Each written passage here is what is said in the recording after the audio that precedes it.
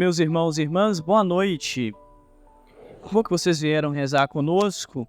A liturgia de hoje coloca para a gente dois temas. O primeiro deles é sobre a profecia. Começa com o livro do profeta Ezequiel e termina no Evangelho dizendo que o profeta não é aceito em sua terra natal. E o segundo tema é sobre a fortaleza de Deus que se manifesta nas nossas fraquezas. Para cada um desses temas, a gente precisaria de pelo menos 10 minutos de reflexão.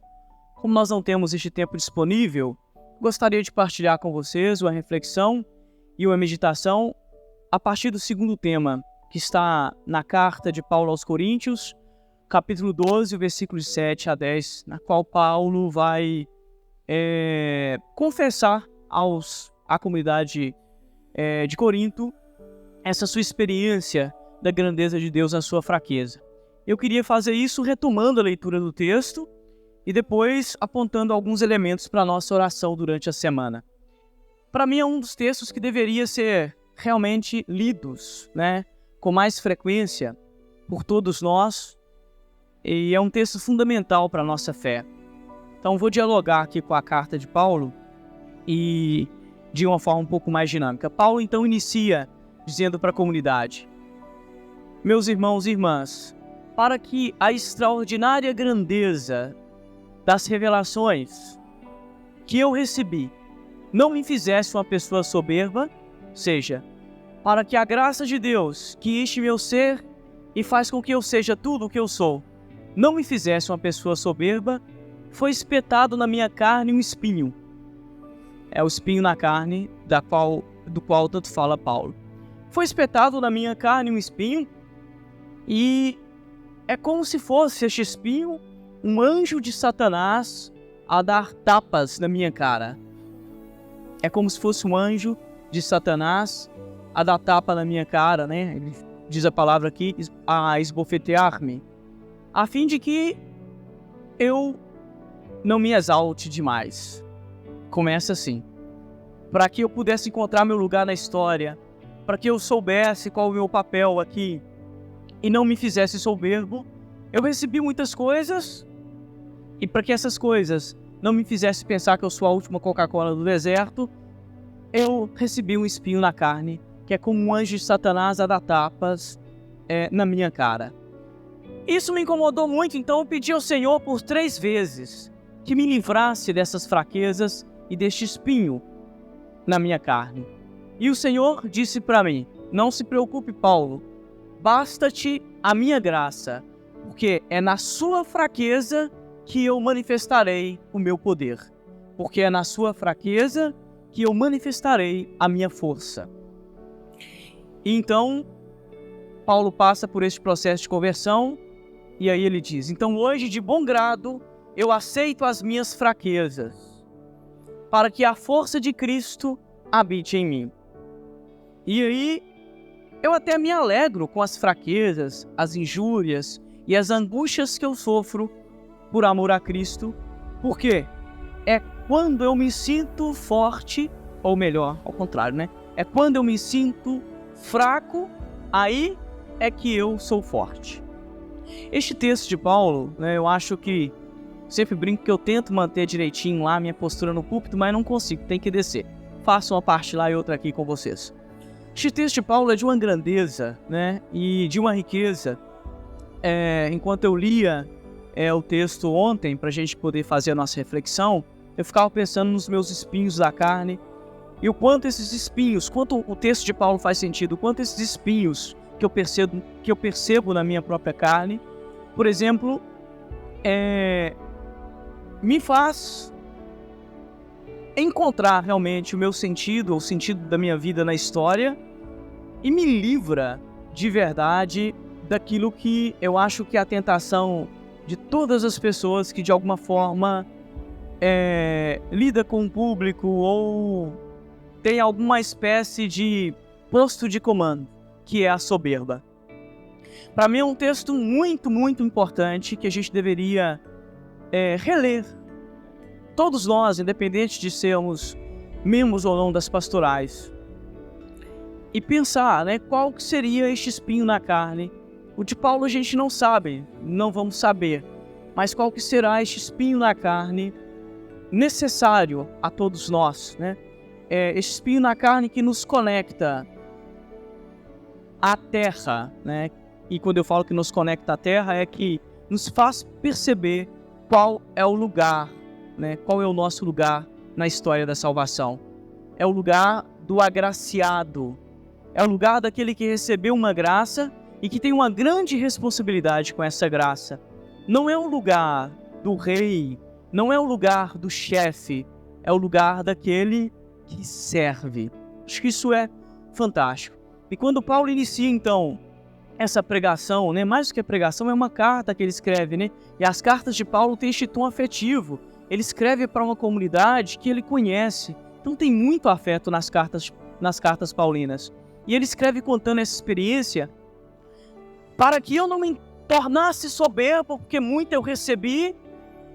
Deus chamou atenção para os meus espinhos na carne, que é como um anjo de Satanás a me dar bofetadas, para falar, ó, Paulo, você não é tudo isso aí não, desce isso aí. Pisa o chão, encontra o seu lugar na história. Como isso é necessário? Como é necessário a gente encontrar o nosso lugar na história e evitar este pecado nefasto da soberba. Um médico soberbo faz misérias.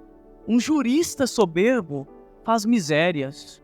Um político soberbo faz misérias. Um policial soberbo faz misérias. Porque a soberba, ela nos cega. E ela causa em nós uma coisa que os filósofos chamam, um nome bonito, né? De ilusão transcendental do ego. O que é isso, padre? É aquele cara que pensa que ele é absolutamente certo em tudo que faz e pensa. É aquele cara que não admite hipótese alguma que ele pode errar naquilo que ele pensa e naquilo que ele fala, né? Isso é soberba que toma conta do nosso coração. Então, essa carta de Paulo, eu quis ficar um pouquinho com ela hoje, porque me parece que ela é muito atual nos dias de hoje, né? Como que a gente pode, recebendo tudo que nós recebemos da graça de Deus, calçar a nossa sandália da humildade, né? E olhar para os nossos fracassos como um lugar onde a força de Deus se manifesta, né? Olhar para os nossos fracassos como um lugar onde a força de Deus se manifesta é perceber, né, que é a partir dessas fraquezas que, de repente, eu percebo a grandeza de Deus, né? E olhar para os nossos fracassos mesmos, né? Olhando para estes fracassos, a gente vai encontrando, como eu disse, este nosso lugar na história. Fracassos que nos envergonham, né? Às vezes você lá no seu departamento faz as pessoas tremer.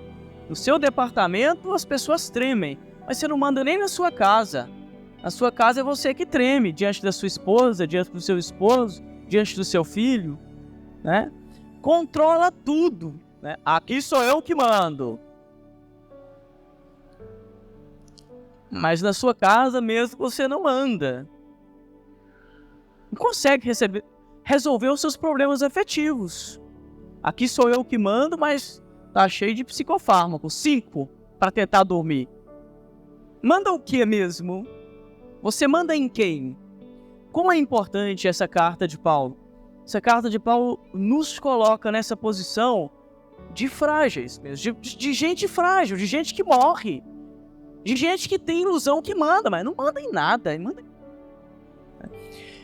E aí a gente é chamado a refletir sobre essa, eu sempre falo dessa síndrome do pequeno poder, né? As pessoas conhecem, já virou um jargão, que as pessoas pensam assim, não, a síndrome do pequeno poder é só para as pessoas que exercem um poder menor na sociedade. Não, essa síndrome, ela é para aquelas pessoas que exercem qualquer poder temporal, pode ser um magistrado, pode ser um presidente, pode ser um coronel, pode ser um general. Por que é síndrome do pequeno poder? Porque nenhum poder na Terra é eterno. Ele passa, né? Nenhum poder na Terra é eterno, ele passa.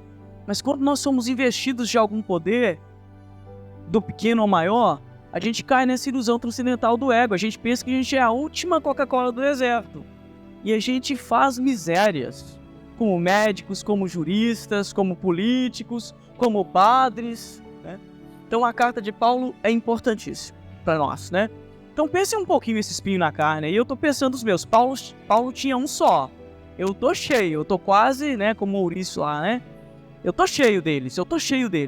Como olhar para os meus espinhos realmente me ajuda a pensar a minha missão?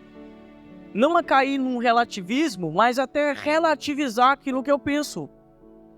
Não cair num relativismo, mas relativizar aquilo que eu sinto, né? Quem de nós tem poder absoluto aqui nessa terra, né? Então, pensar nos espinhos da carne é assumir, né, essas bofetadas que o anjo Satanás dá na nossa cara, como diz Paulo, para a gente reconhecer o nosso lugar na história e nos livrar deste pecado nefasto da soberba que tanto mal faz à nossa sociedade, né? Gente, o problema não é do nosso país, não. O problema do mundo se chama briga de egos. É briga de egos, né? É para ver quem manda mais. Não é isso? É para ver quem manda mais, né? Então essas mensagens evangélicas, porque vem do evangelho, ou pelo menos, né, do contato do evangelho, então a gente pode falar que ainda que Paulo as cartas paulinas não se chamam evangelhos, né, biblicamente falando, mas elas estão imbuídas da mensagem do evangelho, da pregação evangélica. Essas mensagens nos ajudam mesmo a pensar o nosso lugar na história e o nosso lugar no cristianismo.